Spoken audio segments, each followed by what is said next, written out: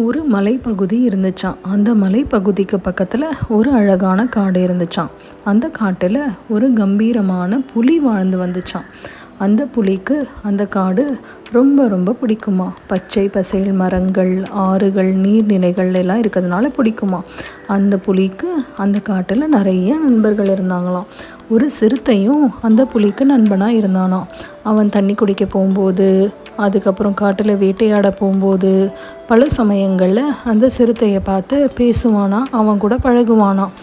இதே மாதிரி அவங்க 2 பேரும் தினமும் சந்தித்து பேசிப்பாங்களாம். ஒரு நாள் அந்த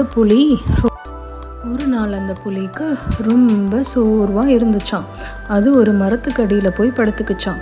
கண்கள்லாம் பயங்கரமாக எரிஞ்சுதான், கால்கள்லாம் பயங்கரமாக வலிச்சுதான், ரொம்ப உடம்பு வலிக்கிற மாதிரி இருந்துச்சான்.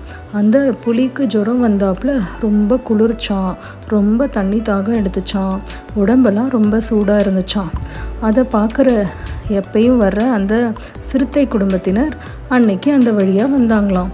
அப்போது அந்த சிறுத்தை அவனுக்கு என்ன ஆச்சுன்னு சொல்லி கேட்டானாம். அப்போது அந்த புலி சொல்லிச்சான், தனக்கு உடம்பு சரியில்லை அப்படின்னு, ரொம்ப தண்ணி தாகம் எடுக்கிறதாவும், தன்னால் ஆற்றுக்கு போய் தண்ணி குடிக்க முடியாதுங்கிறதையும் அந்த புலி சிறுத்தை குடும்பத்துக்கிட்ட சொல்லிச்சான்.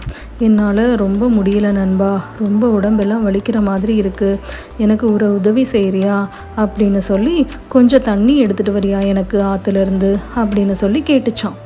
உடனே அந்த புலிக்கு உதவுறதுக்காக தண்ணி எடுக்கிறதுக்காக ஆற்றுக்கு போச்சான்.